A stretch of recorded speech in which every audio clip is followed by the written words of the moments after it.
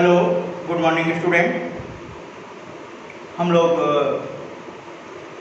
Half yearly के बाद के कोर्स की बात कर रहे हैं और इसमें यूनिट 8 जो है हीट एंड थर्मोडायनेमिक्स टॉपिक को मैं ले रहा हूँ और इस टॉपिक में थर्मल प्रॉपर्टीज ऑफ मैटर हमारे यहाँ ये इस बार रिड्यूस कर दिया गया है।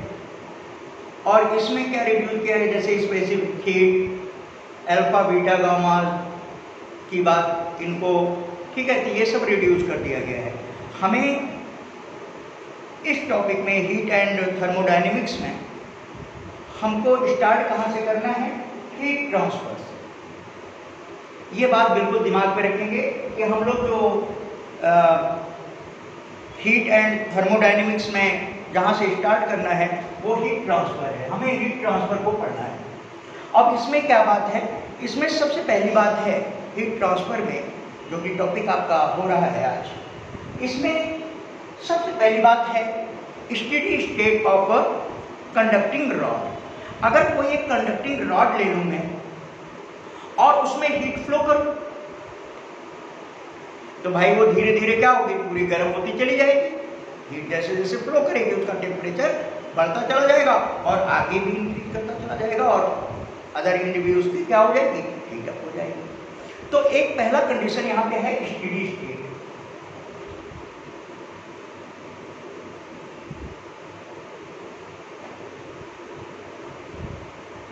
अब हमें स्टेडी स्टेट का मतलब समझना है कि हमारे पास कोई एक रॉड है। इफ देखिए हमारे पास कोई एक रॉड है, सपोज कर लिया मेरे पास एक ये रॉड है, इसकी लेंथ L है और cross sectional area A।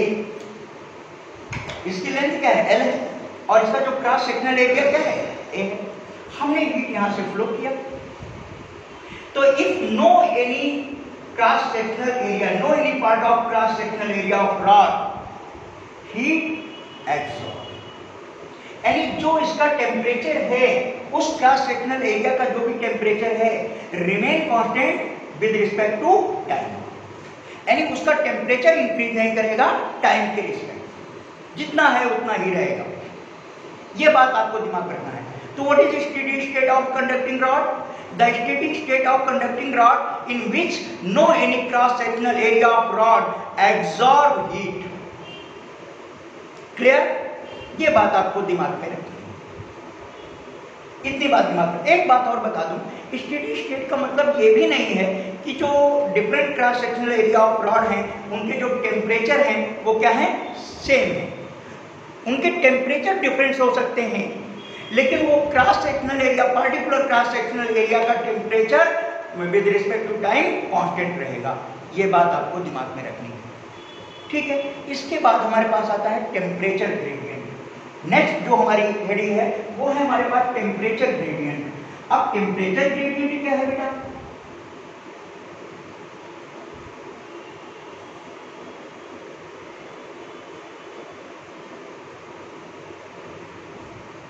Temperature gradient में हम क्या बात करेंगे? इसको आपको क्या समझना है, कैसे समझना है इसको?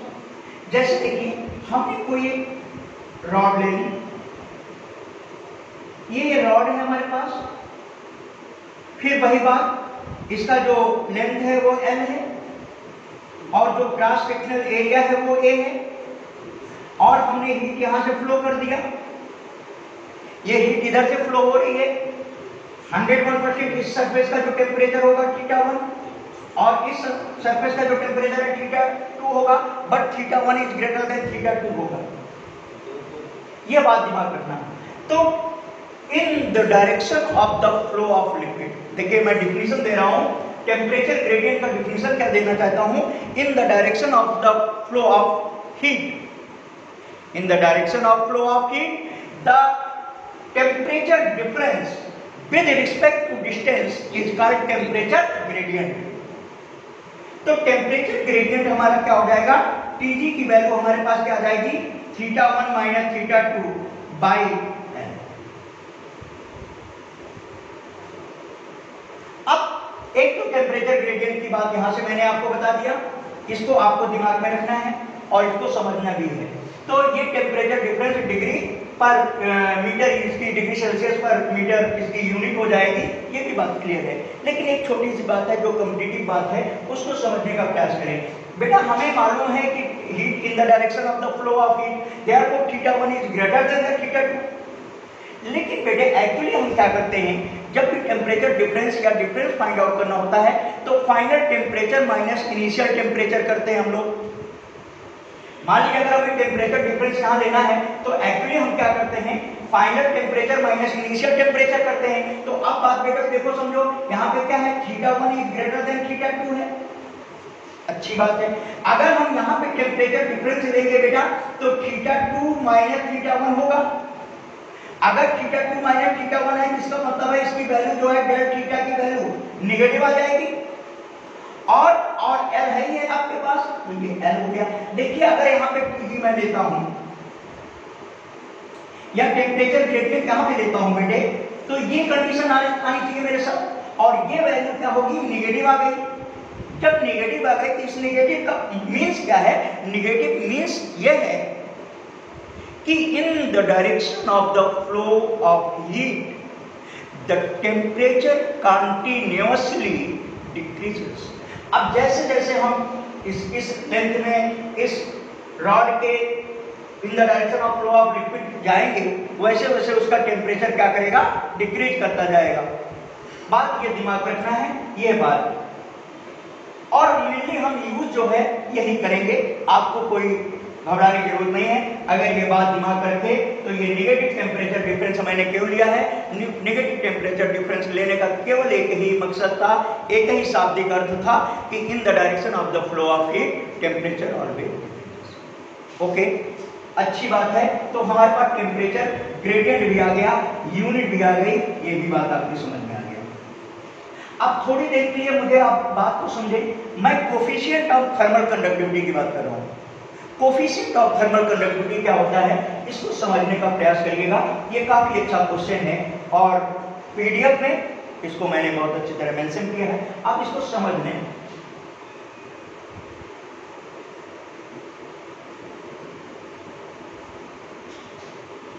ऑफ थर्मल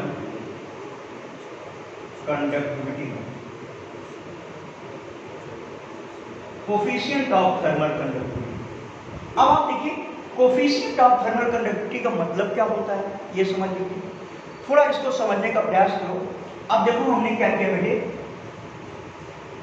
एक तो सरफेस ले लिया है, एक सरफेस ले लिया और इस सरफेस को मैंने इस फॉर्म में रखा। देखें हमारे पास जो सरफेस है, अब आप देखें इसको ध्यान दें थोड़ा, हमने एक सरफेस ले लिया या एक ब्लॉक ले लिया है, ये हमारे पास एक ब्लॉक है, क्लियर, एक ब्लॉक मेरे पास आ गया। इस ब्लॉक की जो लेंथ है हमारी क्या है बेटे, L है, लेंथ ऑफ ब्लॉक क्या है, L है, एंड क्रॉस सेक्शनल एरिया क्या है, सेम है। इसका फर्स्ट सरफेस का जो टेम्परेचर है that is θ1 and second surface का जो टेम्परेचर है वो θ2 है। Heat flow in this direction that means Q, therefore θ1 is greater than θ2 है। हमारे पास ये कंडीशंस आ गई, हमारे पास एक कंडीशन आ गई बेटे। तो अब यहाँ पे मैं कुछ बात कहूंगा आपसे, इसको आपको समझ लेना है कि जो हीट फ्लो हो रहा है it is directly prorated depend upon the following factor. आप ऐसा भी कह सकते हैं कि flow heat in a conducting block is directly proportional to the cross sectional area. ध्यान दें Q directly proportional to the cross sectional area of block. It is also directly proportional to temperature difference θ1 minus θ2. It is also directly proportional to time. It is also directly inversely proportional to the length. ये हमारे पास condition आ गई बेटे, यानी ये जो heat flow कर रहा था इस कंडक्टिंग रॉड में, उसकी ये कंडीशन मेरे पास आ गई। जब इसकी ये कंडीशन मेरे पास आ गई तो यहां से मैंने कंडीशन को मेंटेन किया। क्या मेंटेन किया इसको आप समझें। हमने क्या किया, Q डायरेक्टली प्रोविजनल टू लिखा। देखिए क्या क्या, A θ1 minus θ2 and T by L। बोलिए बात समझ में आ गई है। अब आप देखें यहां पे एक कांस्टेंट यूज करता हूं मैं, एक कांस्टेंट यहां पे यूज करता हूं। Now Q is equal to K A and θ1 minus θ2 and T by L, where K is a constant and called thermal conductivity of a conductor। Coefficient of thermal conductivity की बात कर रहा था, तो यहां पे देखिए ये जो K है ये क्या है, यही जो है कोफिशिएंट ऑफ थर्मल कंडक्टिविटी है। तो K की वैल्यू हमारे पास यहां पे आ गया।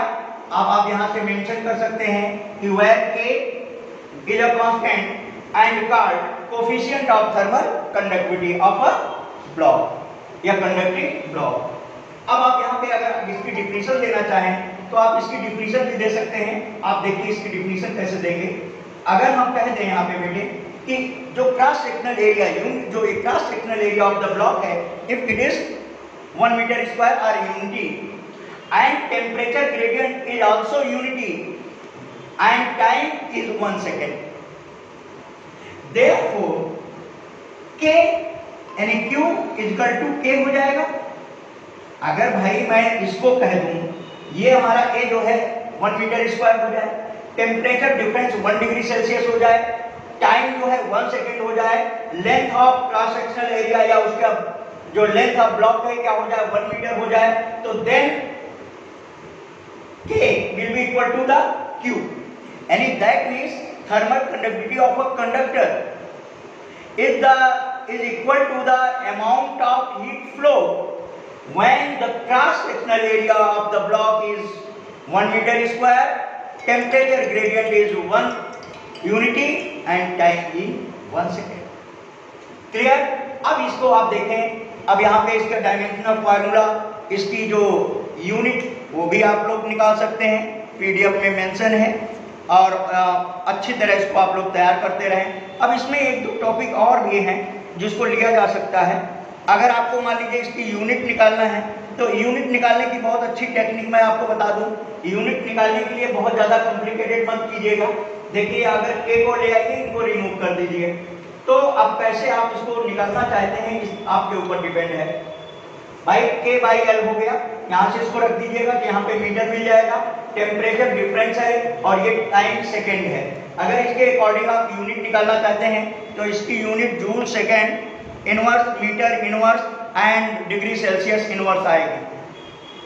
और एंड डायमेंशनल फार्मूला यानी जूल सेकेंड आएगा, मीटर इनवर्स आएगा। यूनिट देख लीजिए, जूल सेकेंड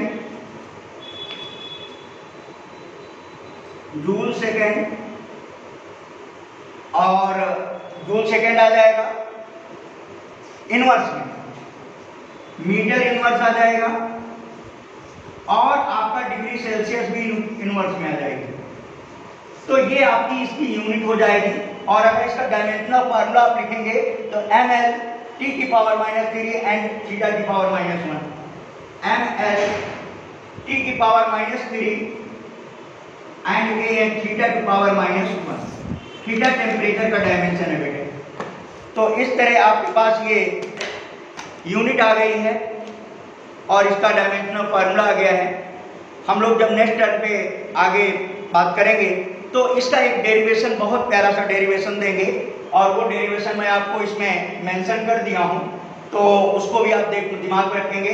आपको नेक्स्ट टर्म पर हम लोग एक रिलेशन फाइंड आउट करेंगे, K = L1 + L2 L1 K1 + L2 K2। इस बात को आप लोग पढ़ लेंगे। हम लोग जब नेक्स्ट टर्म पे मिलेंगे तो इस टॉपिक को हम लोग स्टार्ट करेंगे। Okay, thank you.